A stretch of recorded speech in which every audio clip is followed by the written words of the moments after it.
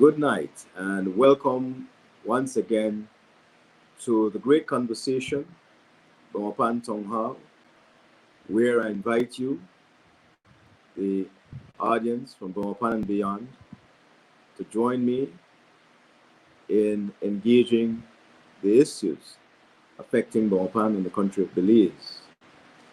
Before we start, I would like to invite you to join me in the Belizean National Prayer.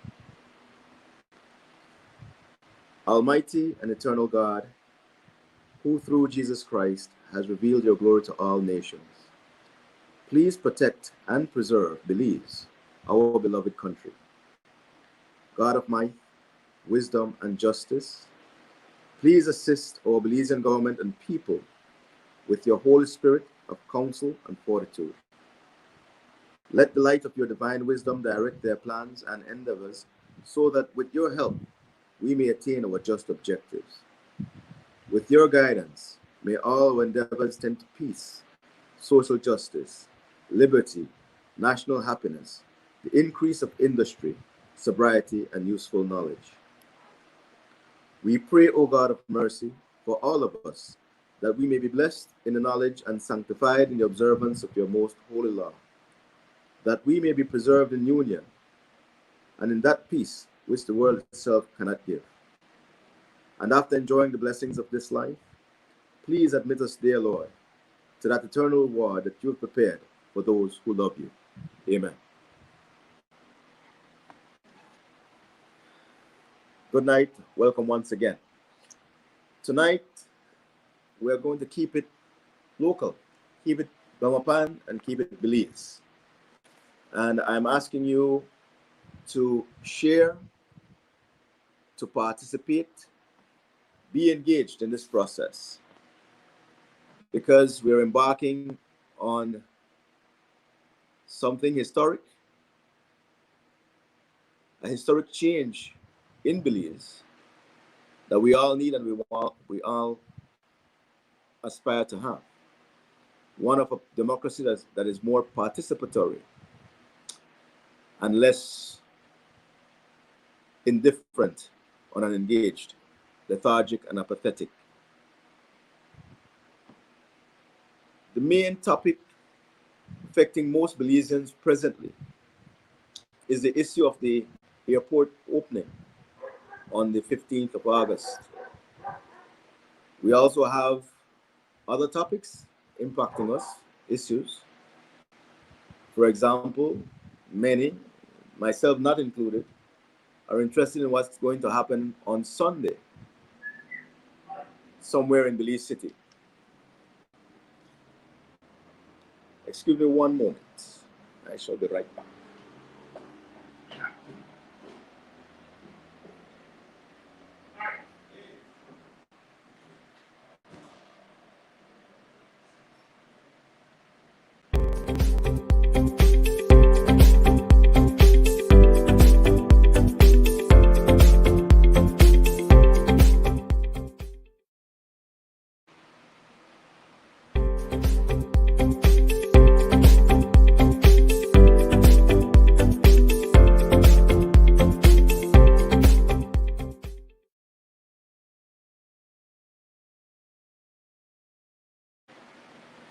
Yes, so we have a number of issues to discuss tonight. We have the reopening of the airport. We have the upcoming leadership fiasco for the ruling party. And we have the issue of the state of emergencies, another one.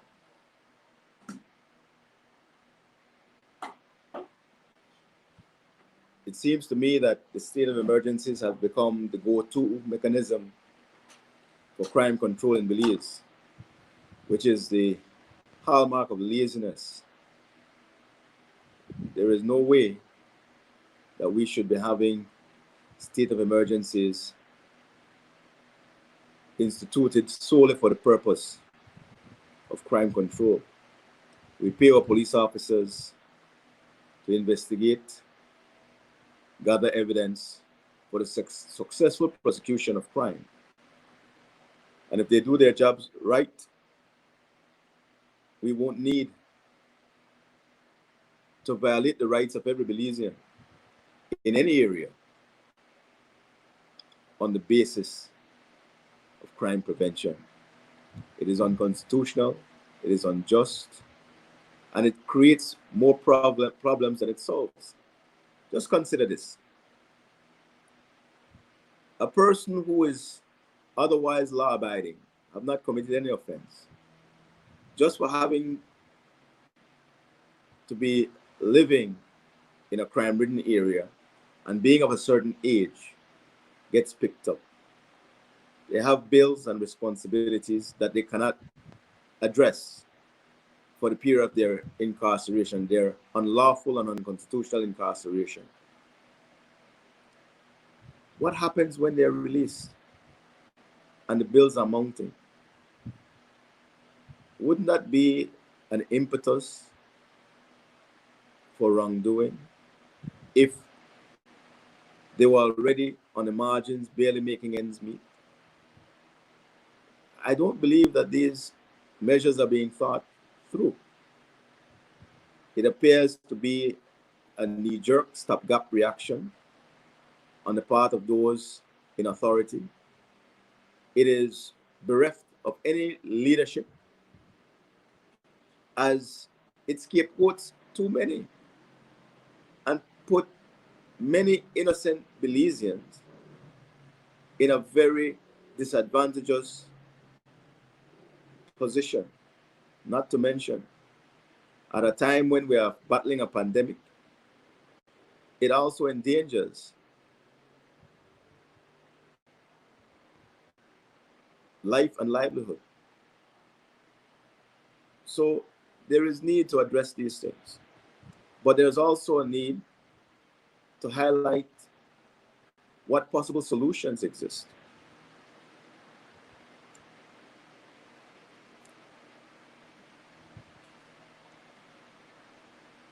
As we are talking about the state of emergency, and certainly we want to address exactly why it has been put in place,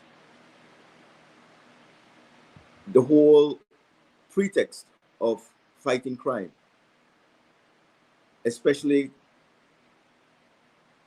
crime involving young men on the south side of Belize City involved in gang activities. These are persons who are known to the police. A possible solution for this, instead of putting in place a state of emergency, would simply be for the Ministry of National Security to invest in electronic monitoring devices. I believe most of us know what these are.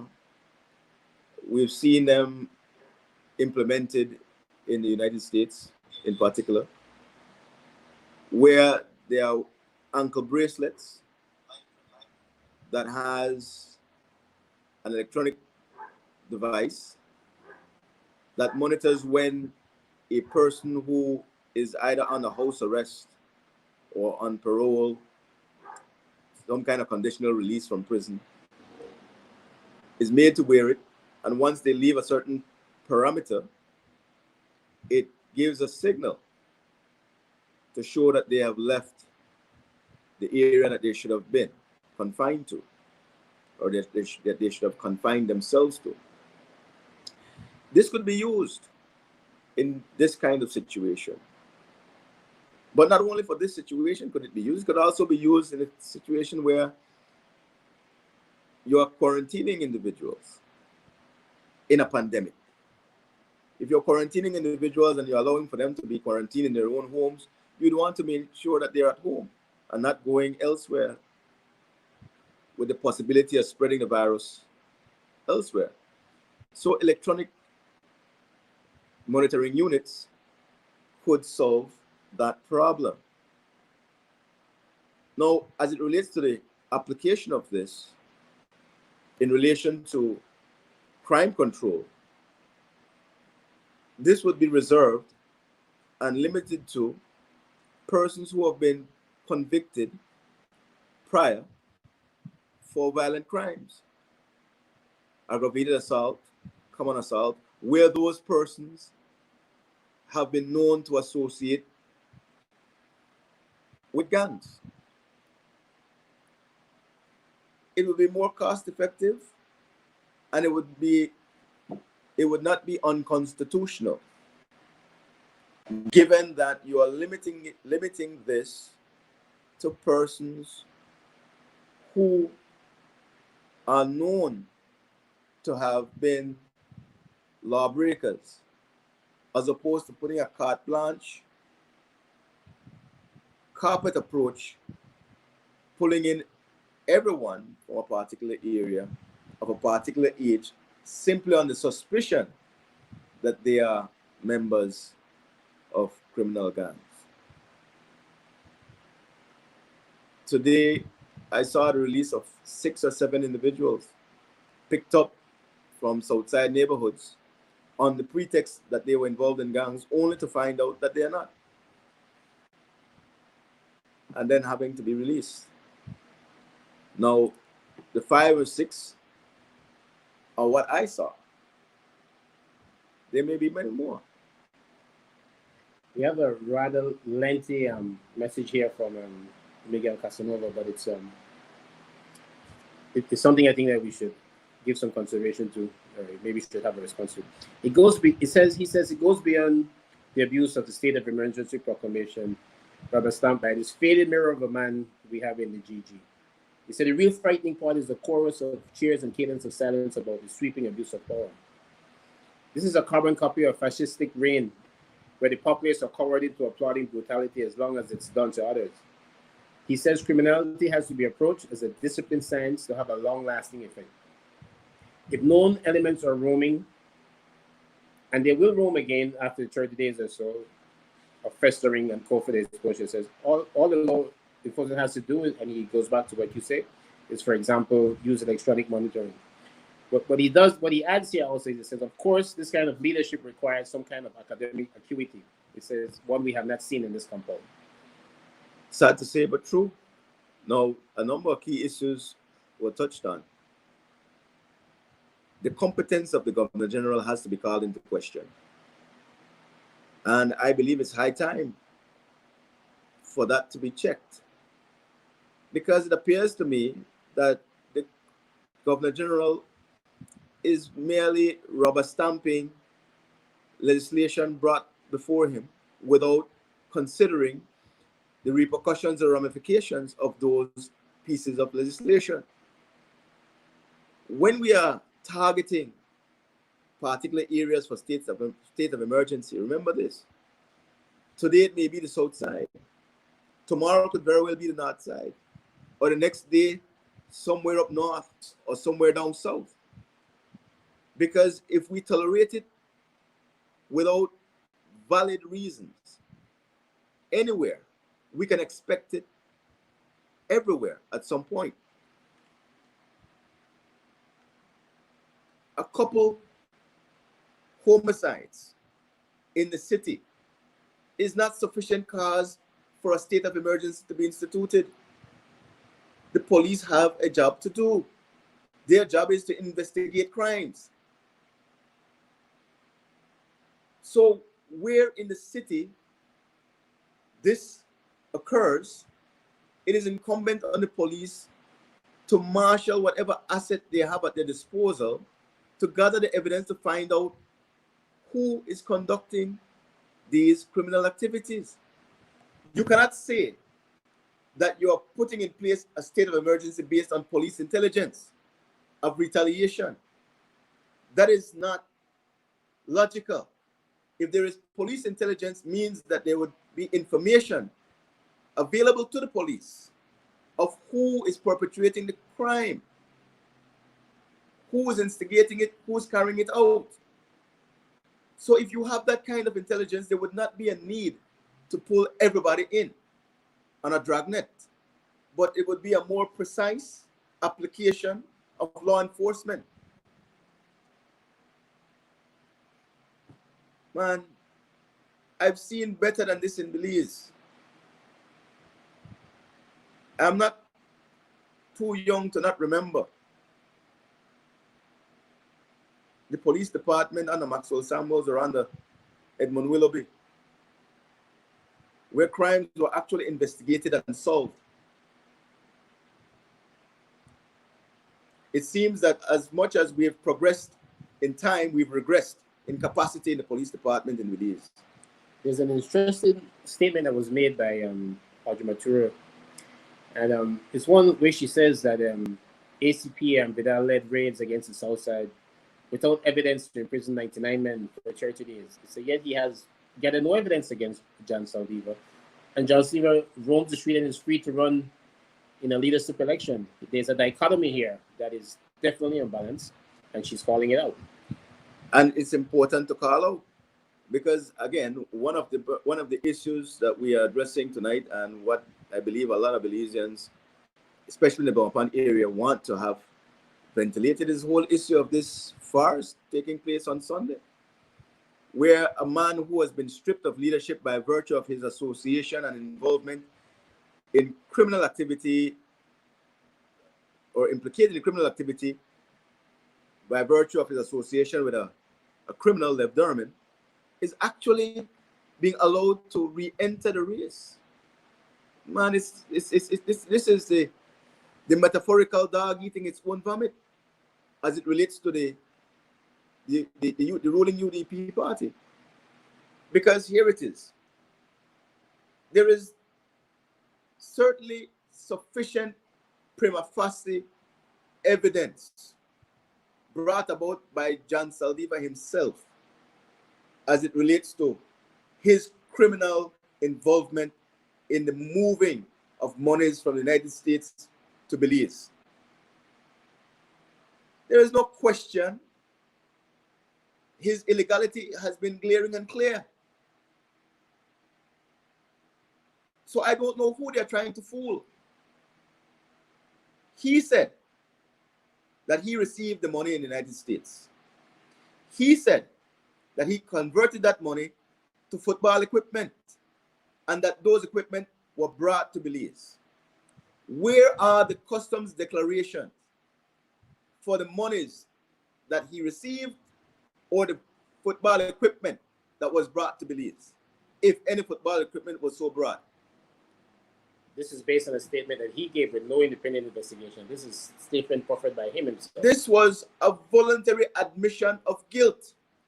There was nobody holding a gun to John's head when he said these things.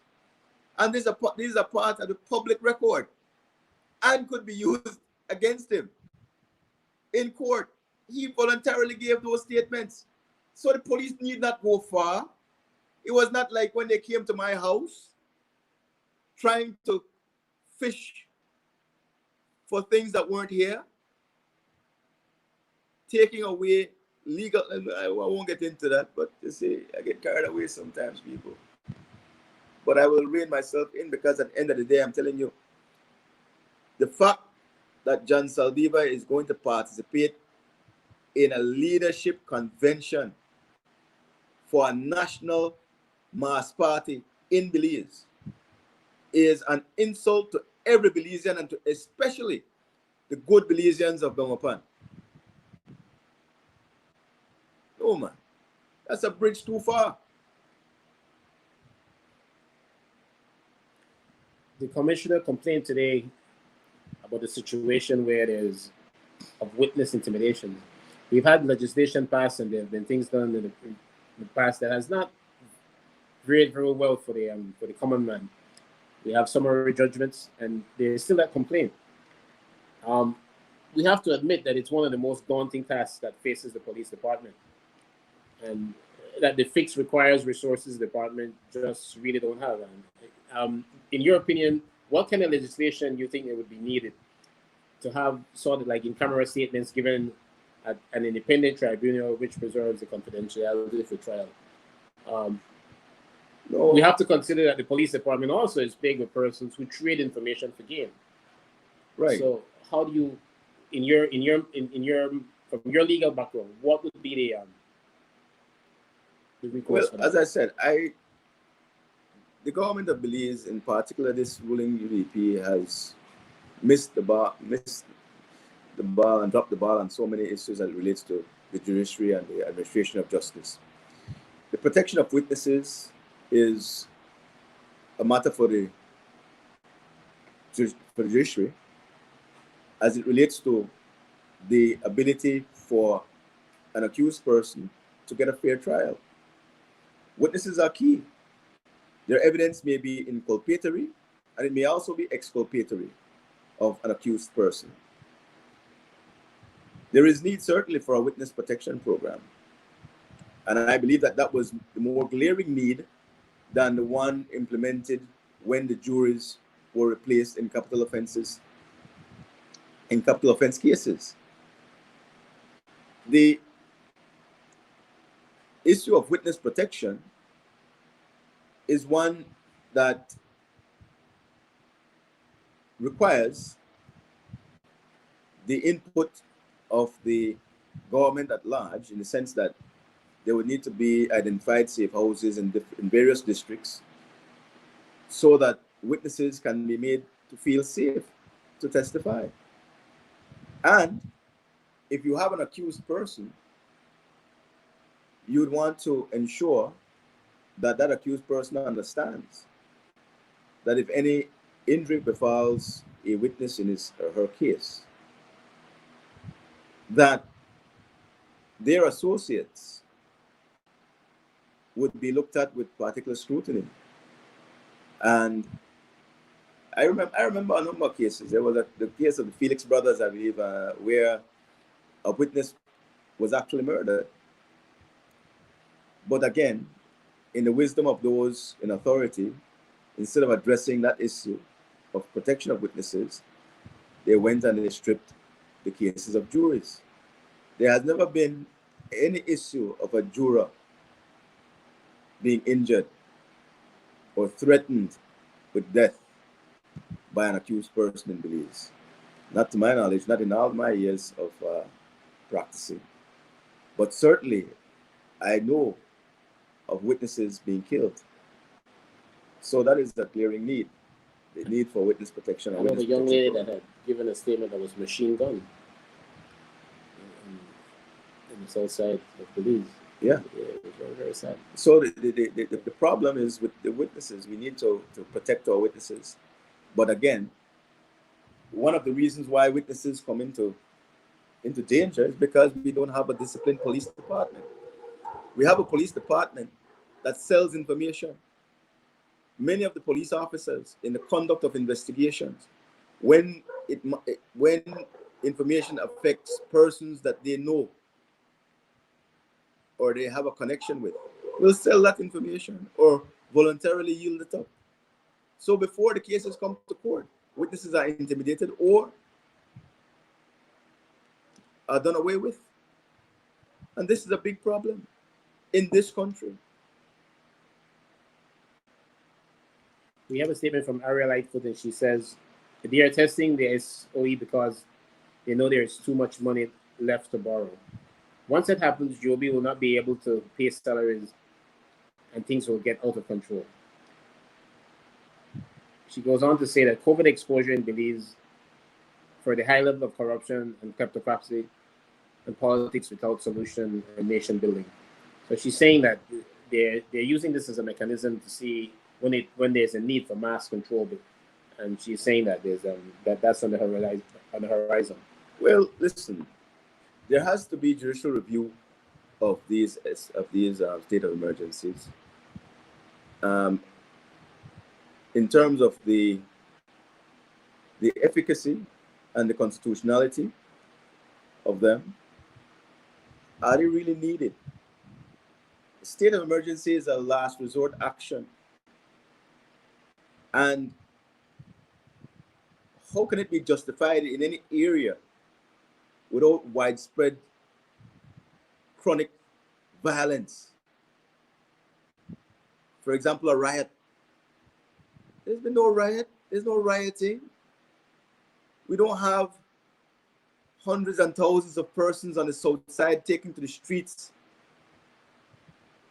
to demonstrate their dissatisfaction with the abject poverty and neglect that they have been suffering for more than 39 years under the leadership of certain politicians. No, we don't have that. We've had a couple murders recently, and every murder is one life too many that has been lost and taken away. But this is the reason why we have a police department tasked with the responsibility and equipped with the resources to investigate. But again, it seems to me that instead of investigating, the police department simply wants to lock everybody down unconstitutionally. That cannot be the answer.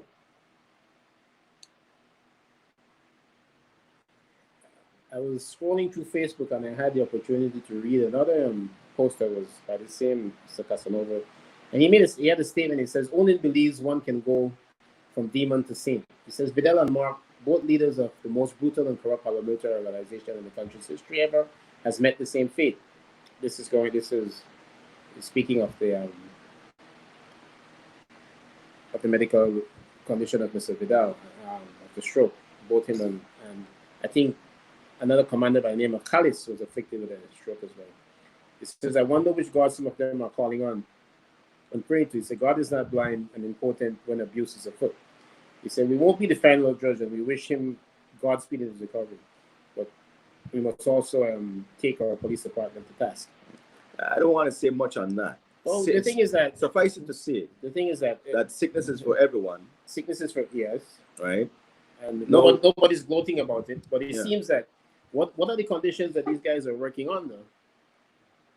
In that department that make it so stressful that they would all come down with the very same affliction.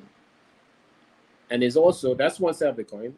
There's also that we have a very, very, very short mentality memory here in Belize, because that paramilitary branch hasn't had a good track record. No, it has not. And nobody wants to gloat or nobody wants to say that, but we need to take a closer look at what's going on there and what's happening. No, well, what are the conditions they work on? I have decried and I will continue to decry the militarization of the police department, because it has been with the advent of that type of policing that we have gone away from actual police work, where evidence gathering was a focus, to now where brute strength and ignorance is the order of the day. And when you bring brute strength and ignorance to law enforcement, there will be pushback against that. Well, Mr. Jets, he says, I guess he has the right answers. He said there's too many masters to serve. Very much so. We have the United States government being a sponsor. We have private individuals being sponsors. In fact, I know of a certain Chinaman who basically give the paramilitary units free meals whenever they're in Belize City. You see. And, the politicians themselves, which is a problem, because the Belizean politician has not shown that he has the maturity to wield that kind of power. It has left the police department as a tool of oppression, as opposed to an agency for justice. And this is basically what is creating a lot of the problem we're having in our society right now, because there's been an uneven and heavy emphasis being placed on oppressing those in economically disadvantaged communities, when there are others in other communities of greater affluence doing the same and worse in terms of their legal infractions. So we really and truly have to look at what we can do to create a buffer between the political directorate and law enforcement. A commissioner of police is not enough, because the commissioner of police is an appointed position at this time. He's not rising through the ranks to that position by merit alone. And he believes that he's beholden to the political masters. Again, we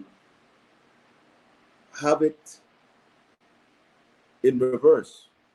The politicians in Belize should not be considered masters, but servants. But if we look at ourselves as subjects, then they will be our bosses. Because a servant cannot have a servant. So it has to be that we have a paradigm shift in the way we look at ourselves in Belize, and understand that when we place that perceived power to our political directorate, we are opening ourselves to abuse.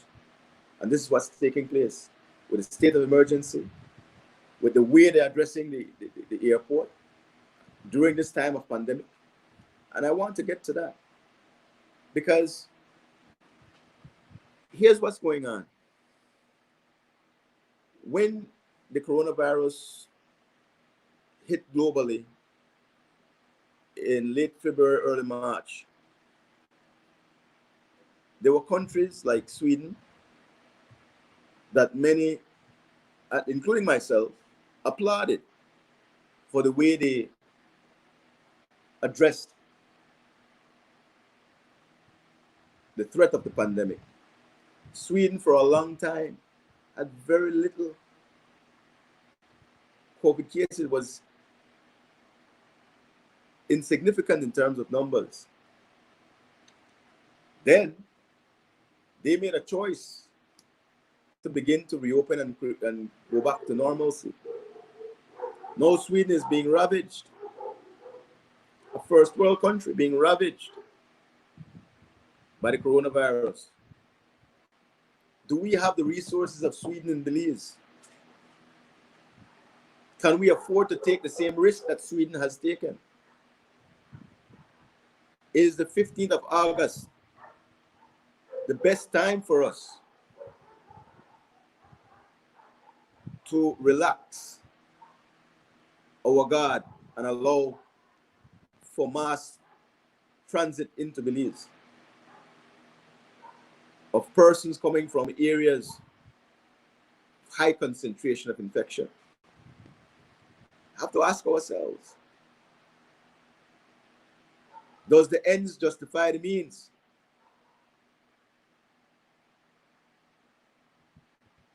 That end being possible community spread in Belize and multiple deaths as a result of the airport opening, and invariably at some later date, but close to that time, the borders opening again. I don't believe that the benefits, I believe that the cost outweigh the benefits, and we should keep these areas closed. Do we check our comments? Yeah, we have a comment from David Henderson, and it goes back to the prior topic that you're on. And he says, Arthur, don't you think the system needs to be purged? As you can see, persons suspected in gang activities and other major criminal activities are in the security department. So who can we trust? How can we trust the system? I agree with you, Mr. Henderson. There is definitely need for a purge. And but before we even get to that, there has to be an objective documentation of who these individuals are and who their associates are. Because due to the politicization of law enforcement, we have persons who are unqualified for any job, much less law enforcement jobs, being put in the police department simply by virtue of their political connections. And these people, who many are like the open vote worker, who have been placed in the public service by politicians undermine the standard of the departments that they are made to be a part of.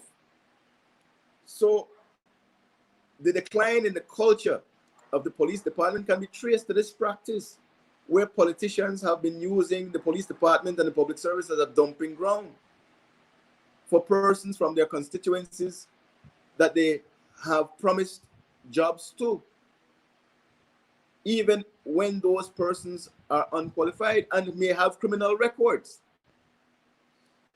Because it's funny. Yeah, Reggie Tech says, it says not even the recruiting is not who passed the police exam. It says it's about the area rep. I guess you have to get a recommendation from an area rep.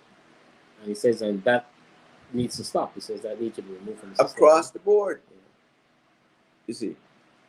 And I will tell you this. This is where the paradigm shift in our voting practices is needed, where we have to move away from this blind adherence to tradition of voting either red or blue on election day, because both the red and the blue practice the same thing.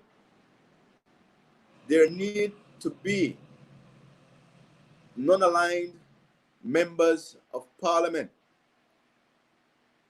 to stand in the breach and hold both parties, both mass parties, honest,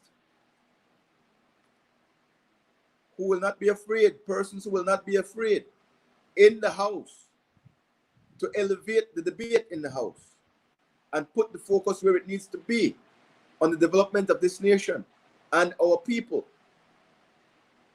Because what the mass parties have been doing has merely been to accommodate incompetence in order to have carte blanche ability to pilfer from the treasury with impunity. Nigel Petier, he says you're totally right, bro. So until we demand better governance, transparency, and accountability, he will continue taking advantage of us. He said over and over, politicians engage in criminal acts, and nothing happens. He said we need to stand up, people. Ariel Eiffel says only 400,000 Belizeans. We need to come together, figure out our laws, get rid of colonialism, and work for a Belize we can all benefit. Agreed. You know, I've been a part of a mass party for quite a long time. Most of my adult life, actually. A member of the People's United Party. I considered myself then to be a Pricista, an adherent to the philosophy of George Price. I believe that he developed a good party. But at this particular point, today, 9th July 2020, the party that George Price created is not what is running for elections in Belize anymore.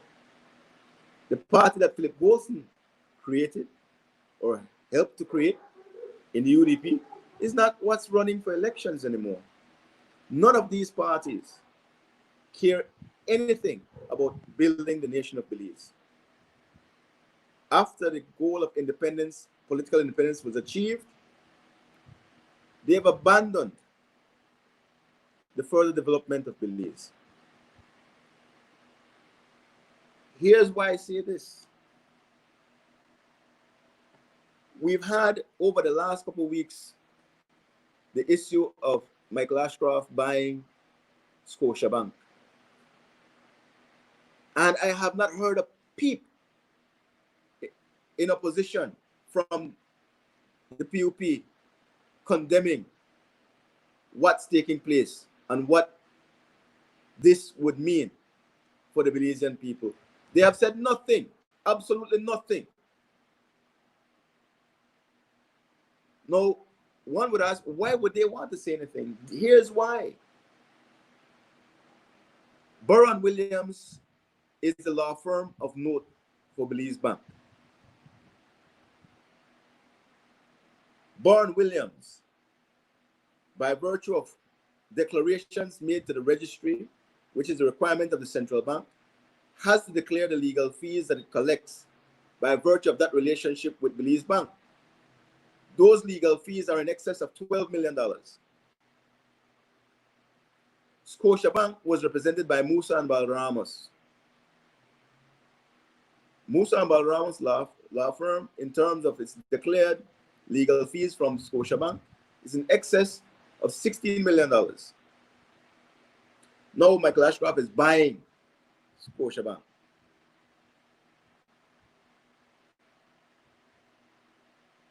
Would it be unreasonable to believe that the law firm that will now represent Scotiabank would be Baron Williams? Is that an unreasonable prospect? I don't think so. Because although the Prime Minister, who is one of the senior law partners in that law firm, is in the government of Belize, the law firm is still the law firm of record for Belize Bank today. And we know that the Prime Minister will not be running for that position any longer, and may be in a position to go back to his law firm after he retires from electoral politics. Now, there was a Trinidadian group that made a bid to purchase Scotiabank, and its bid was higher than the bid of Michael Ashcroft. So how did Michael Ashcroft wind up being at this position to close the transaction in acquiring the bank? Now, here's the other thing. Besides the huge legal fees that Baron Williams may be able to get, and I dare say it may be in excess of $30 million a year. Barrow has said that it's not a done deal, and he seems to be leveraging it against some of the other issues that he has with Ashcroft. So you're saying that he's being disingenuous, or you're saying that it's... Well, the central bank and the governor of the central bank came out cheering the acquisition. So I will go by what the governor of the central bank and her demeanor suggests to me. I will not go by what the Prime Minister says, because at the end of the day, as with the BTL situation, the Prime Minister said a lot of things. He said that he could have appropriated BTL, and like Mr. Trump, who said that Mexico would build the wall, he said that the Belizean public would have no financial repercussions from that action.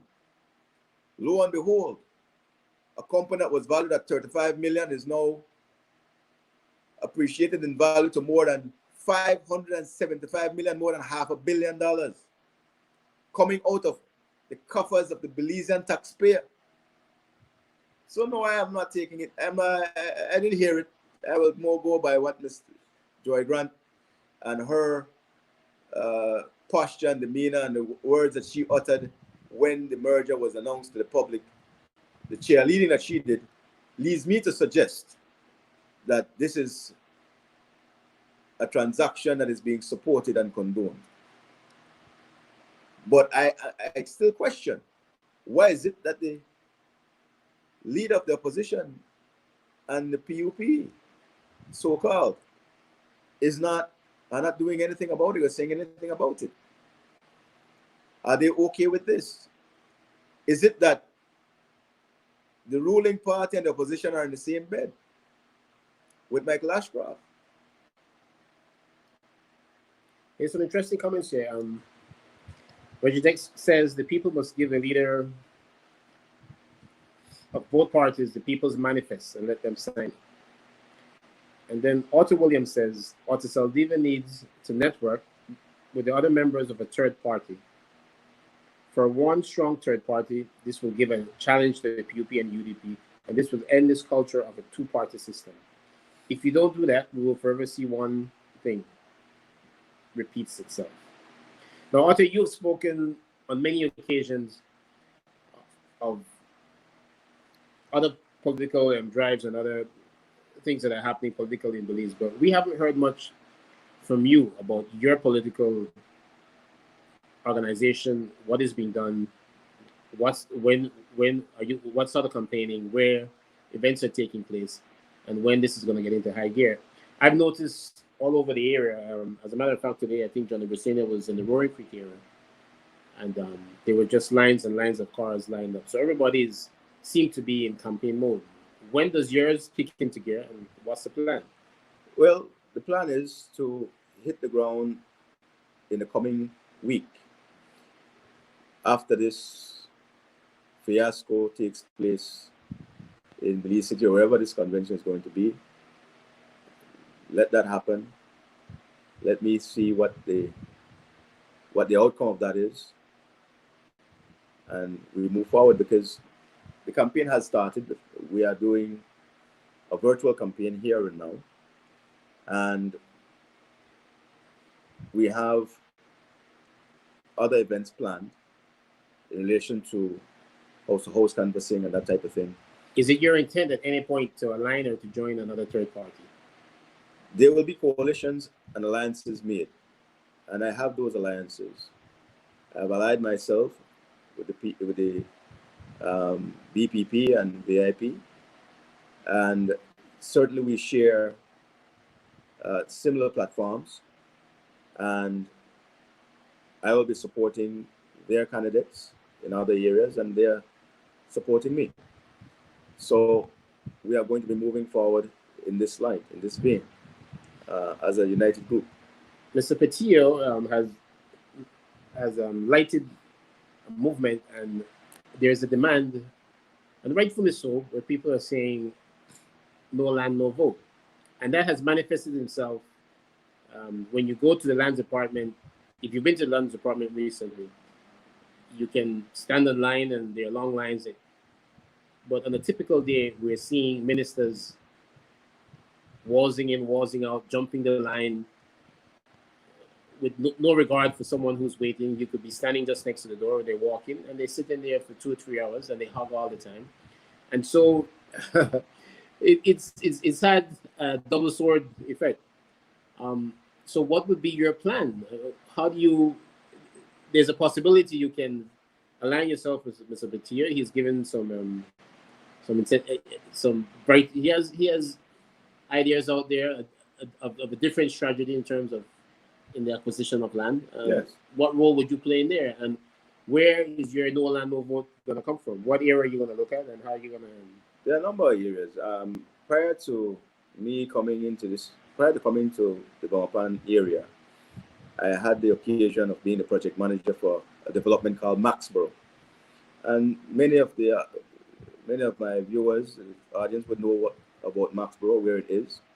But what they may not have known is that Maxborough was acquired in a similar vein to Harmonyville.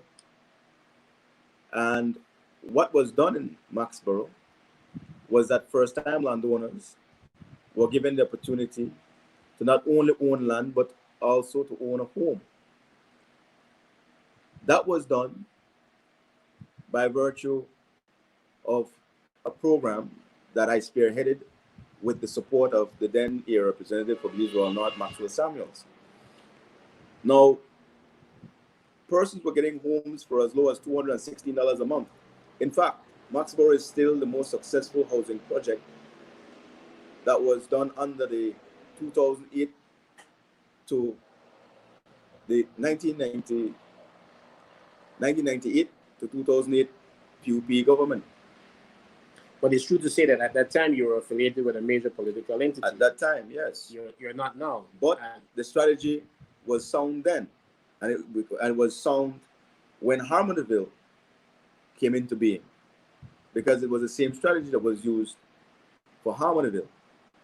Save and except Harmonyville did not have central government support in terms of resources being put into it for the construction of streets. So it wouldn't be a level playing field. You guys would be at a very serious disadvantage as a third party, because you need a recommendation for a lease from the area representative, and so that puts you at a disadvantage. Not necessarily so. As I explained, one of the bases for land to be acquired compulsorily is where landowners have neglected to pay taxes. In that regard, where land is available and persons have gone on to develop the land by virtue of planting fruit trees and have been in possession and control for 12 years where it's private land or 30 years where it's crown land, the process of adverse possession can be instituted. Once that is instituted, it doesn't really matter whether you are in the central government or not. You can utilize that to make available all of the land, whether it be 10 acres or 100 acres or 1,000 acres or whatever it may be, under that mechanism. In Belmopan, what we have to appreciate is that Belmopan is an international city. It hosts most of the embassies in the country of Belize. As a result of that, there are resources outside of central government that can be accessed for development purposes, but it requires leadership and organization, and it requires sound planning. So there are resources to access for development of that kind. There are mechanisms to make land available, and there is certainly the will to get it done. So we're looking at an election timetable based on the way things are gearing up and people are in full battle mode. That is within the next couple of months. How would that bear fruit within that period of time? Well, here's the thing. At this particular juncture, we cannot say that we'll be in a position to give anybody land at this time.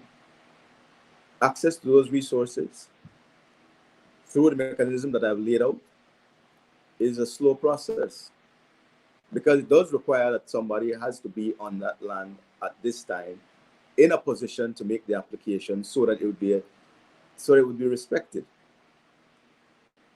In Harmonville, that was done because they had persons there who were occupying the land for the period of time, and they could have entered into the application for title by prescription since they had qualified with the number of years occupation at that time.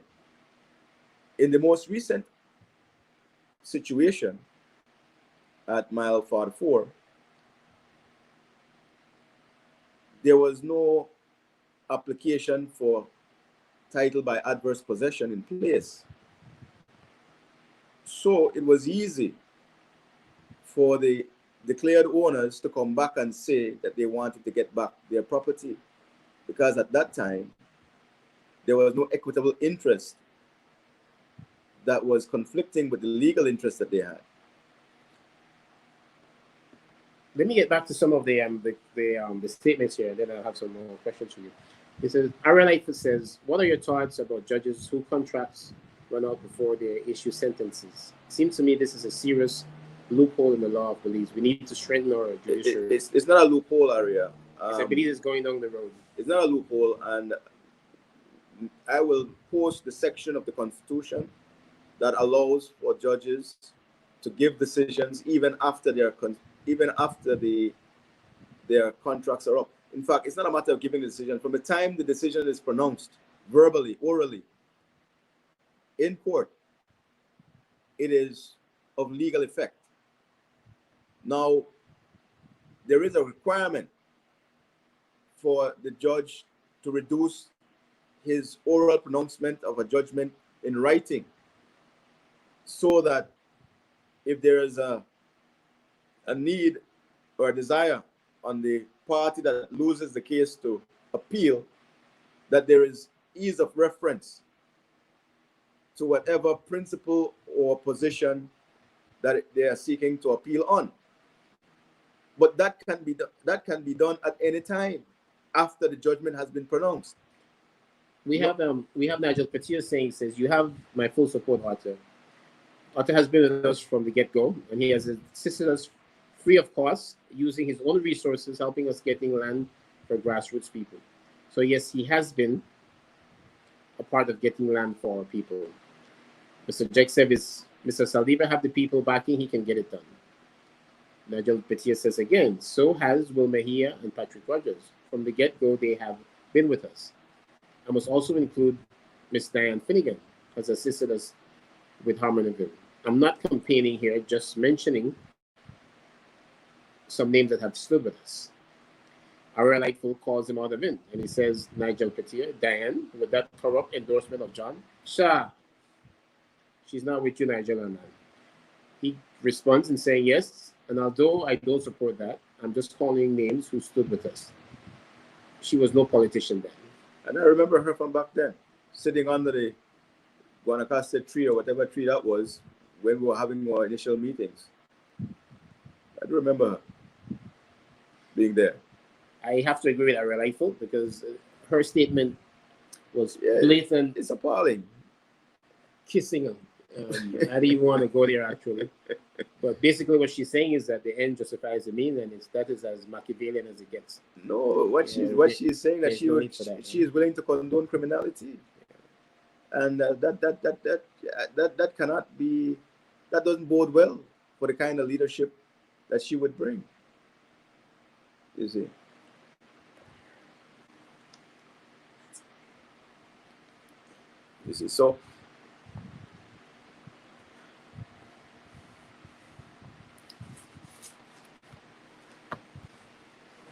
So there are a number of issues as it relates to, and I don't want to get into the personalities. Suffice it to say that as it relates to land ownership, it is essential, because at the end of the day, if without land, there is little or no chance for persons who are marginalized to escape that category of existence. Well, I think it would be remiss of us not to speak about the upcoming convention. We've dealt on lots of topics tonight, but not on that one. What is your prediction for who's going to win and why? My prediction for who is going to win? I can tell you who's going to lose. Who's going to win?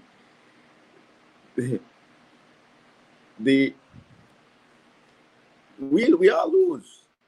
By the mere fact that John Saliba is participating in this convention, we all lose. You see, the reason being, it has basically shown that either because of money or power, whatever it may be, that a person can get away with committing crimes. He is actually manifesting what Trump had said. I believe Trump said in his campaign that he could go out and on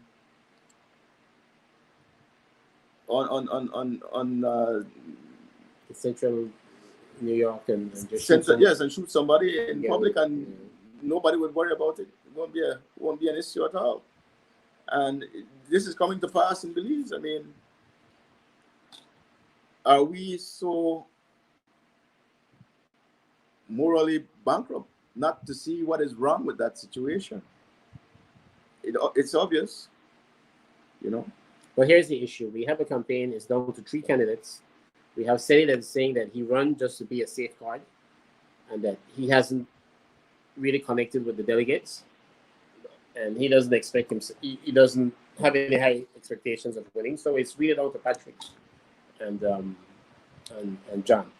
We've seen some alliances shift. We have Shine Barrow saying that he no longer supports him, and we've had from the Asian community, we've had them also said that they're not supporting John. So so it seems like the pendulum has swung to. We have to wait and see, because you know there was a reason why they weren't supporting Patrick in the past, and I don't know that anything has been done by Patrick to change their perception of him. Well, obviously, based on the support that he's now getting from one of the issues was that they felt that Patrick wouldn't have gone along with the Barrow dynasty, and so he wasn't their boy at that time. Now that has changed.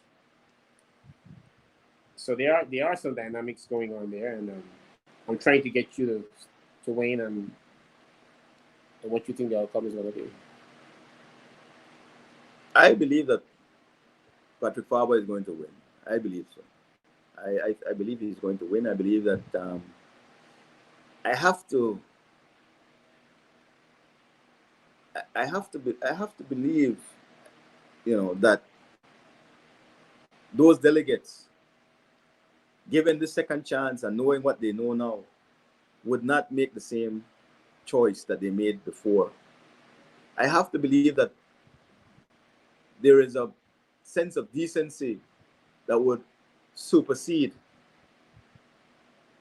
whatever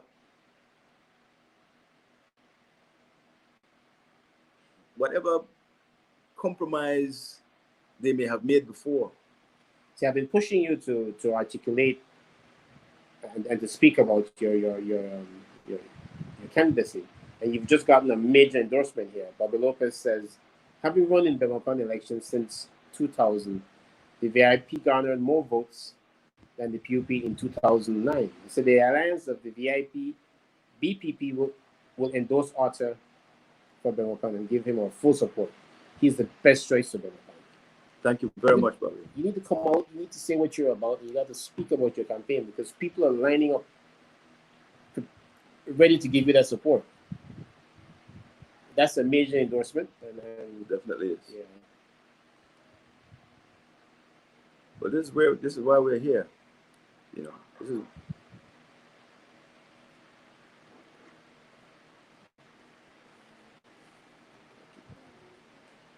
This is why we're here.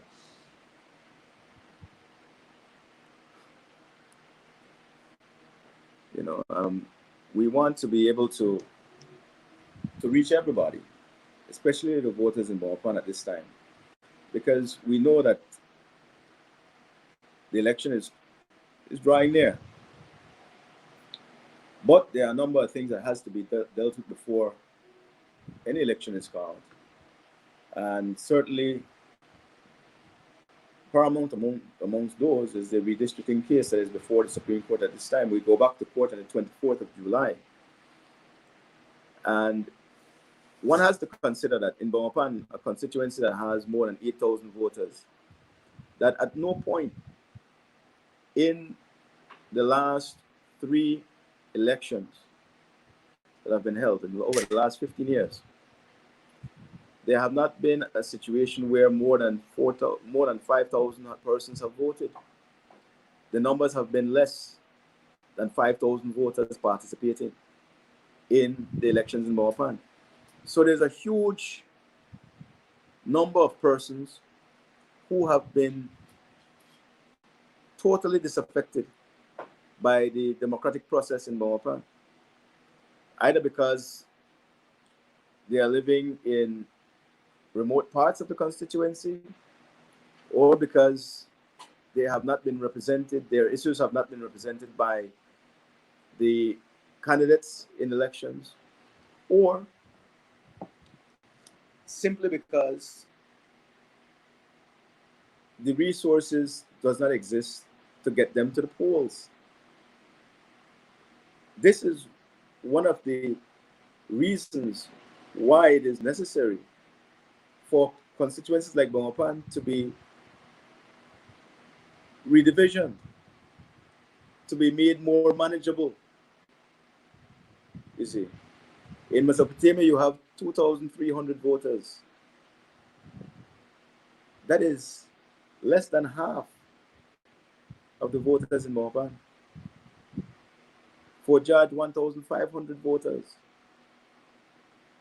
So, sorry to jump in. Nigel Pett says, we're running out of time and I want to get in some of these. So Nigel Petit says, replying to Bobby, he says, it would be nice if you guys can assist in campaigning in Belmopan for him. He said to ensure that you all maintain the record,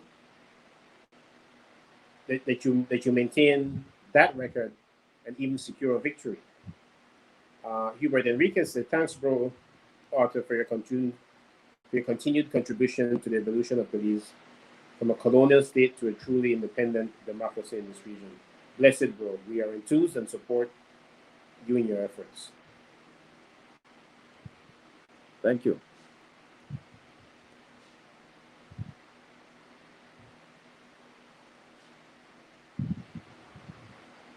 So we're just at that, our threshold. And you've touched on many topics. Lots of your regulars are back tuning in and tools. I would say good night.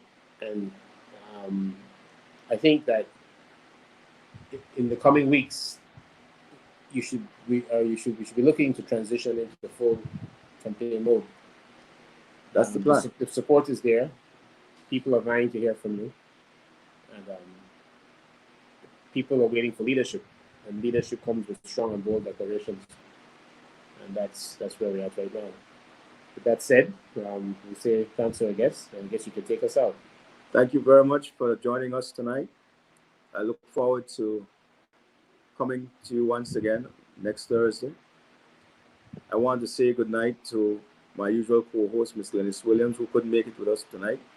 As you notice, she's absent, but she was traveling. So I look forward to being back here again, bringing more issues, addressing more issues, and bringing solutions. So going forward, we're looking at more solutions to the problems we have. Take care. Have a good night. May God bless you. Until we meet again. We're gone.